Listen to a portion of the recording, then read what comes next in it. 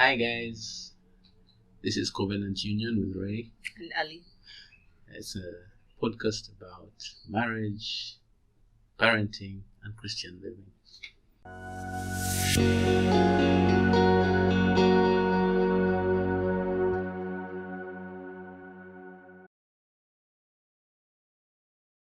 There's a point in a marriage when there's a dryness,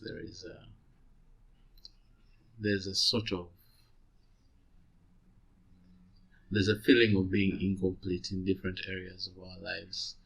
And I think we went through that recently, where there was a spiritual dryness, and first of all, I feel like it's something that keeps coming up, over and over again.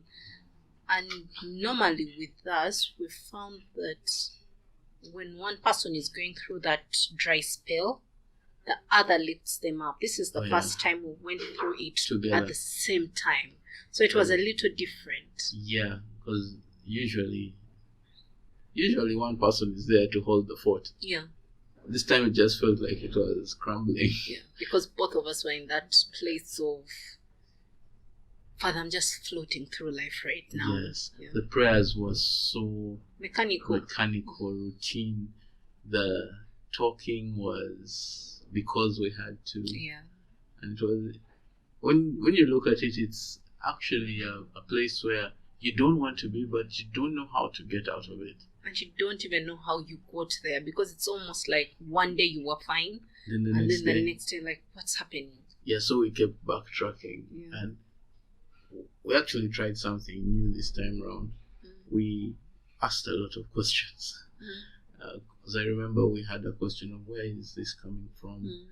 And we started to backtrack and look for where it could have been maybe a spat or a disagreement. But even the results of our questions were very murky. There was no clear answer to why we're in a dry spell. So today we just want to talk about how we maneuvered our dry spells. Our dry spell, actually. I think for me the first thing that comes to mind on that is this season has been a reminder that it's not works. It is truly, truly by the Spirit of the living God. Yeah. Because technically we're doing everything right. That's true. We're showing up, we're spending time as a couple in prayer, we're spending time as individuals in prayer, we're spending time with the children, we're doing things. Technically everything was being done by the book. But somehow that dry spell still managed to creep in. Yes, when you talked about that, what came into mind was the fact that when we usually get into a dry spell, it's one person is not praying as much, the other person is praying as much, so that you can see the trend. But this time we were both keyed in, and I think it's what made it very different. So it just made us realize that there's nothing that you can do without God. And we didn't stop keying into God. We didn't stop praying. We didn't stop asking ourselves awkward questions at that point, because they felt so awkward. Like, how was your day? And you really know both of you are like, you know what my day was like. Yeah, don't try to make me relive it. But the intentionality of reliving it actually made us figure out that there were small things here and there, because the feeling we had ended up affecting even the day. And it's also, I think, when you're born again and your life is really dictated by God, you're sold out to God's mission and heaven's agenda. And that part of your life is a bit off. Yeah. It spills into every other area of your life. That's true. So the marriage was a little strained. The communication was a little strained. You told me the other day I was a bit cranky. I was cranky all the time. And I didn't even notice. So just even the zeal to wake up and just do life. Yeah. You wake up because, a new day has come and you must. I mean, you're an adult. There are things to get done, but it's not like you're looking forward to it. Yeah. But you know what was different in this season? Even though I said you were cranky, I could see your effort to try and get out of that crankiness, your intentionality of not answering immediately and first thinking about something, and then your intentionality of trying to find the good in every single passing minute that we were together. It made me realize that we were both working to get out of this, because we could recognize the problem and we were both working to get out of it. Again, you say that and I think about how, and it's one of the things the Holy Spirit revealed to me last night. Sometimes it feels like he's not there, but he always is. He always is. Because then if I am cranky, normally I know myself when I'm cranky. I don't want anybody or anything to get in my way. But if I was still making an effort, I know that was not my carnal mind or my effort or it was just the Holy Spirit holding me and saying, take a step back. Actually, what shocked me is, usually, yes, when you're cranky, you don't want anyone around you, and I know it, so I disappear. But disappear, that means not physically, that's impossible. But I would disappear to a place where I do not have to confront anything. But this time it was also different. I don't know what was different, but I really tried to key into how you were feeling. And I asked questions that tried to bring out your feelings. And it worked, actually. It did work. And I think for me, I was in a space where, when I know that as being intentional about not allowing my mood or how I was feeling, not letting it affect every area of my life. Because then I'll take it out on people who don't deserve it. I was more aware of the fact that you are also going through this same thing. And as being intentional to extend grace. So when I'd feel like I was getting ticked off, and usually it's because you've said something or done something that I've completely misunderstood, especially in those times, I tend to misunderstand a lot because I'll hear what I want to hear.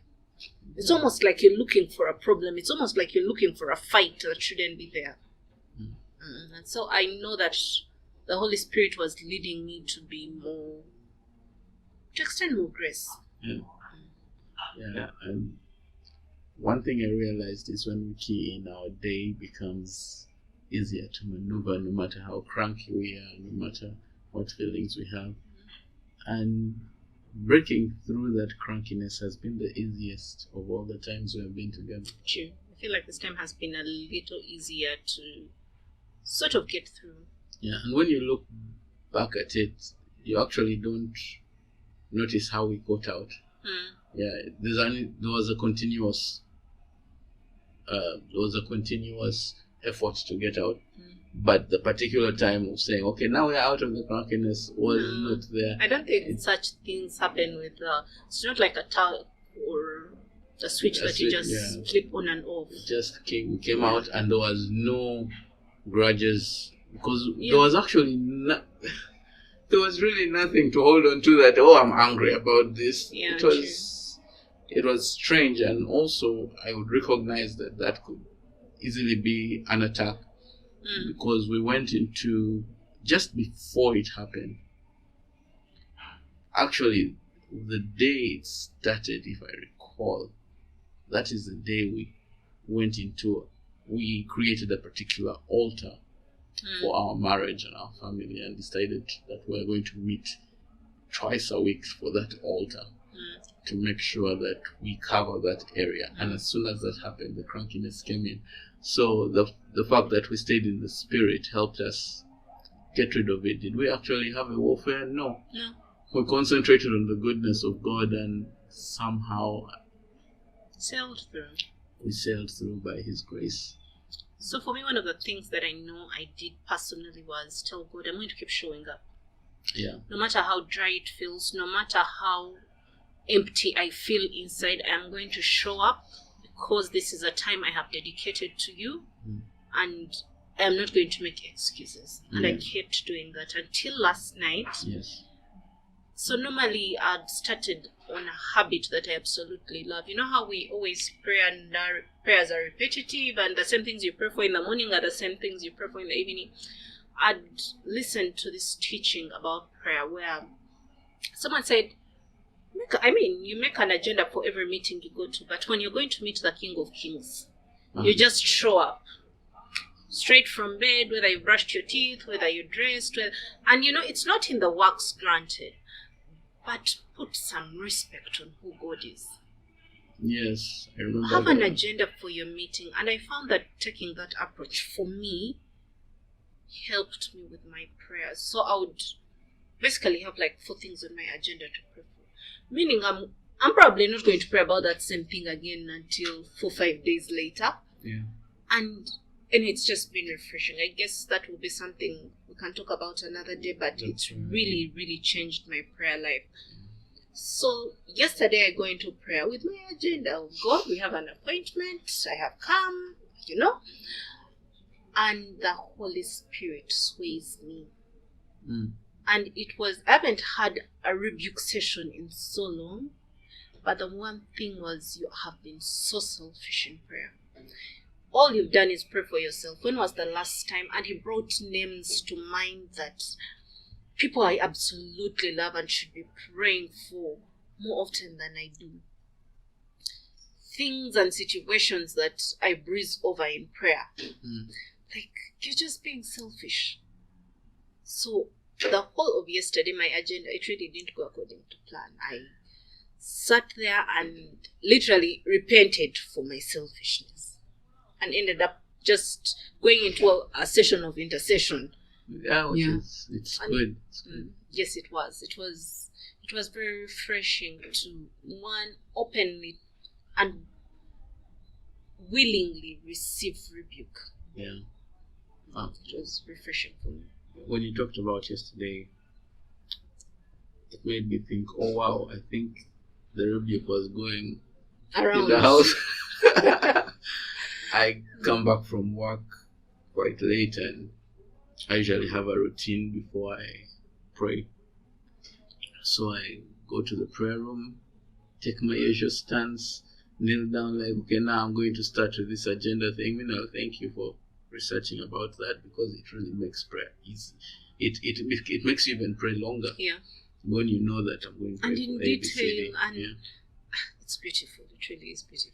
And I get into that prayer room, and I must say my spirit was rebuked, because I got in there and the prayer was going to start, but there was this urge to worship God, to thank Him and just worship Him. No agenda, nothing.